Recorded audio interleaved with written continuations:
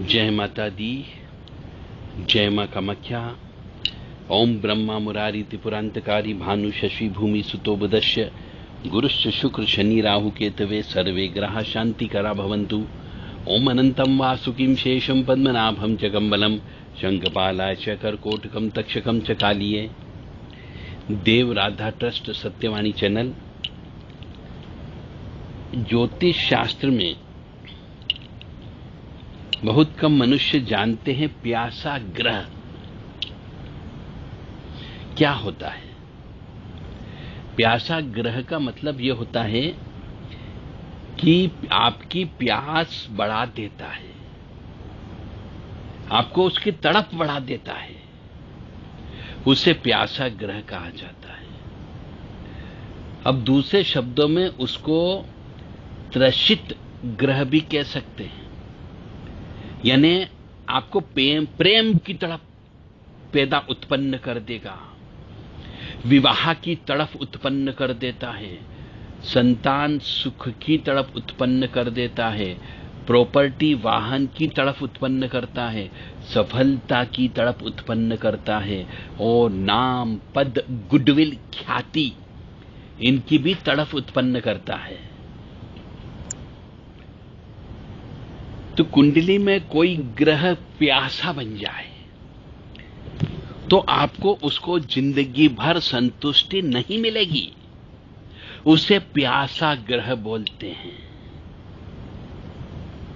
आपके जीवन में उस चीज के लिए आजीवन तड़पाना होगा और उसकी प्राप्ति के लिए आप उसके पीछे भागते रहोगे, किंतु फिर भी तृप्ति नहीं मिलेगी, संतुष्टि नहीं मिलती है, उसे प्यासा ग्रह कहा जाता है। अब प्यासा ग्रह को कैसे देखोगे? कर्क राशि जो है जल राशि कहलाती है और जल से ही हमारी प्यास बुझती है। ऐसे ही वृश्चिक राशि ये भी जली राशि कहलाती है, और मीन राशि होती जो मछली होती है वह भी जल में रहती है। वृश्चिक यानी केकड़ा भी उसी में रहता है, और कर्क राशि, ये तीन राशियां जो है, ये तीनों राशियां प्यासा को बताती है।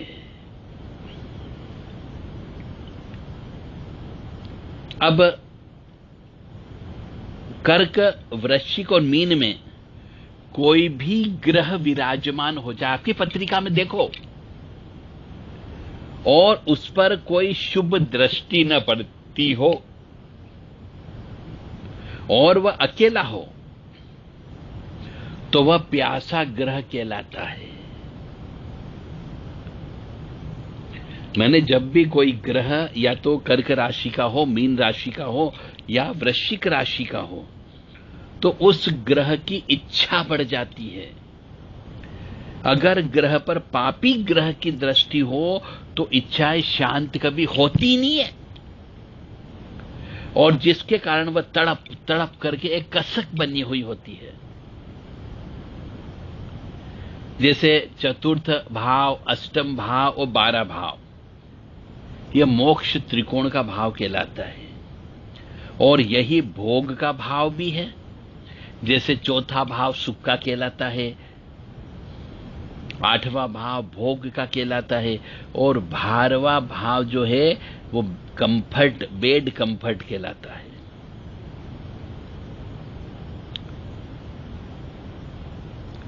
अब प्यासा ग्रह का कुछ उदाहरण हम आपको दे देते हैं। जैसे वृष लग्न की पत्रिका में शुक्र उच्च का हो 11वें भाव में, केतु के साथ बैठा हो और उस पर मंगल की दृष्टि पड़ जाए और शुक्र पर किसी शुभ की दृष्टि ना हो, तो यह प्यासा ग्रह कहलाता है। इसके परिणाम स्वरूप क्या होगा कि शुक्र जो है प्रेम प्रसंग में उसको प्यासा रखेगा, विवाह की तड़प देगा, यानी विवाह देरी से होगा, प्रेम प्रसंग में सफल नहीं होने देगा, विवाह में समस्या आएगी, और विवाह होने के बाद भी समस्या रहती है। यहां शुक्र प्यासा ग्रह बनकर के प्रेम और संबंधों में तड़प उत्पन्न करता है।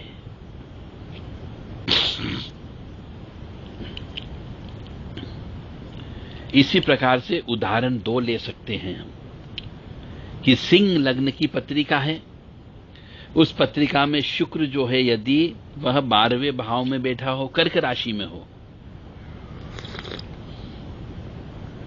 और उसे शनि मंगल देख ले और शुक्र पर शुभ दृष्टि ना हो, तो शुक्र प्यासा ग्रह होता है और यह विवाह में विलंब कराएगा, विवाह की कसक देगा। विवाह होने के बाद भी विवाह सुख मिलने में बड़ी तड़फ उत्पन्न होगी। इसी प्रकार से बहुत सारे उदाहरण हो सकते हैं।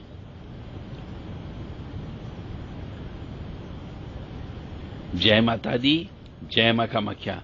यदि किसी मनुष्य को ऐसे ही प्यासे ग्रह के बारे में पूछताछ करना हो कि उनकी जिंदगी में क्या प्यासा ग्रह होगा, यानी जैसा कि बताया गया है कि जली राशि में, कर्क, वृश्चिक और मीन राशि में कोई भी ग्रह विराजमान हो और उस पर शुभ ग्रह की दृष्टि न हो, तो वह ग्रह प्यासा ग्रह कहलाता है। उसकी भूख, उसकी तड़प हमेशा जिंदगी भर उस मनुष्य को रहेगी ही रहेगी, चाहे वो धन से संबंधित हो, चाहे वो बच्चे से संबंधित हो, चाहे वो विवाह से संबंधित हो, चाहे वो ज्ञान से संबंधित हो, होगी अवश्य। उसे प्यासा ग्रह कहते हैं। जय माता दी, जय मां कामाख्या।